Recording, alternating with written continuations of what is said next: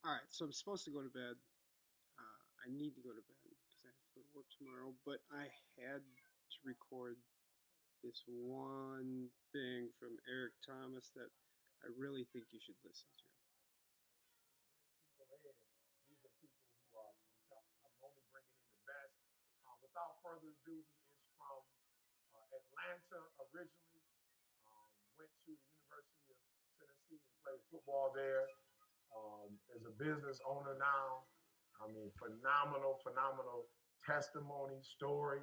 All right, so I'm not going to steal his thunder. Please put your hands together for my guy and what I believe is going to be number one speaker in the world, Mr. Inky Johnson. Put your hands together, guys. Every day I'm chasing something different. Every day the way I operate is totally different. And it's not about the product for me as much as it is about the process. And what I mean about the process saved my life. You see, my mother had me when she was 15 years old, right?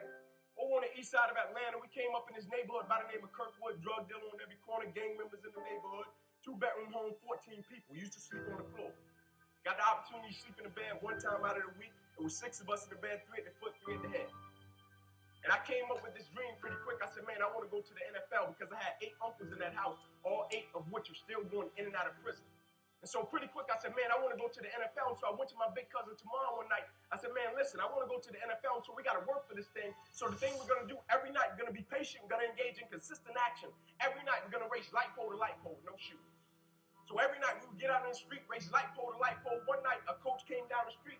He signed me and my cousins up for organized sports, right? First time being in organized sports. We get in organized sports. The thing was, after practice, everybody would leave to go home. And I always had to sit on the bench and wait on my mother because she worked that way. And so when my mother would show up in the park, it would be about 10 o'clock, 10:30 at night. So I'm sitting there, and when my mother would pull up, she drove an old Beard Regal, hubcaps off the car, seats torn up, the car was all beat up. And she would pull up in the park 10:30 at night. I would jump off the bench. I would sprint over to my mother. I would say, Mom, if you don't mind, can you please sit back in your car and turn on your car lights? I have to do some extra drills. I have to go to the NFL. She would never have to work another day in her life. And I knew my mother was tired. And every night, my mother would sit back in that car, and those car lights would hit that field. And he got 7-year-old kids doing backpedaling drills, running sprints, running laps, chasing his dream to go to the NFL. But just beyond those car lights, I could always connect with my mother's eyes. So it made me dig a little bit deeper. It made me push myself a little bit further. It made me work a little bit harder. It created a certain level of sweat equity in what I was doing. It created a certain level of pride in what I was doing. You know why people quit? People don't have pride in what they do. You know why people stop? They're selfish and it's just about them. When you have a bigger purpose to why you're doing what you're doing and you want to honor the sacrifices that others have made for you, it's nothing for you to keep going when you hit adversity.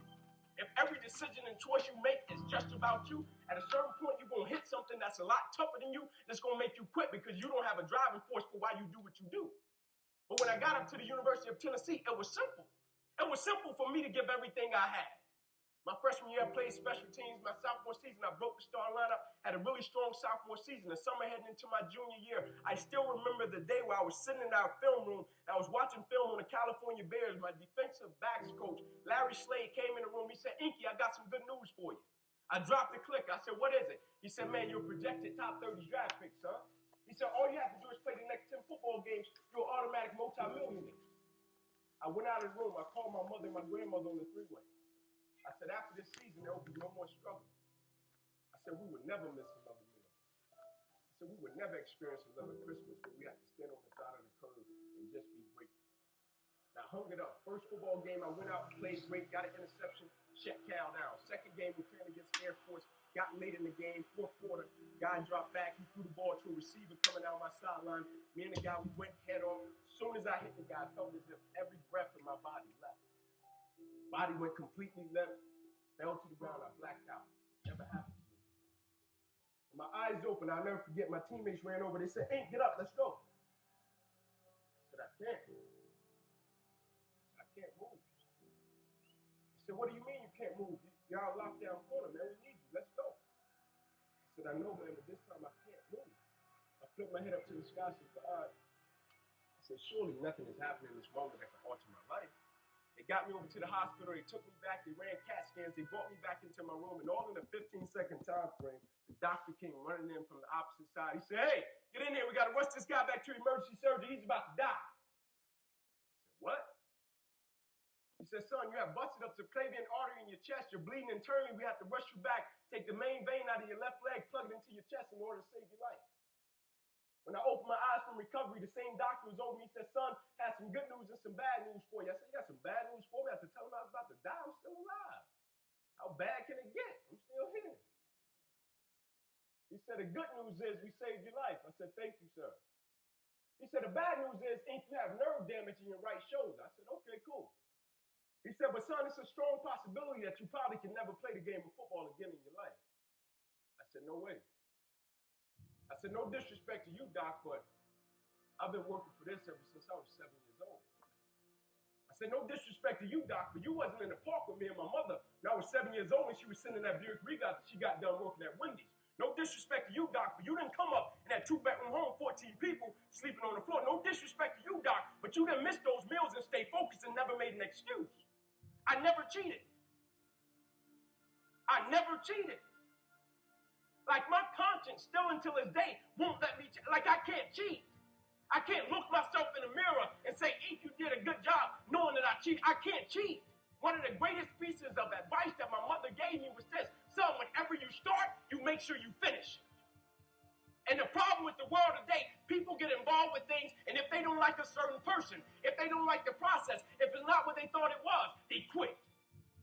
And what they don't understand about quitting becomes a habit that doesn't just affect you. Later on in life, when you get a wife and you get some kids or you get a family, it's going to come back to hunt you, and it will one day affect them. That is why I tell you the process is more important than the product. It's not even about the outcome for me. It's about, can you take pride in what you do as an individual, and every night when you look in the mirror, knowing that you gave everything you had to it. And we have to get to the point where we're willing to impose our will on certain things. Impose your will on it. My life totally changed.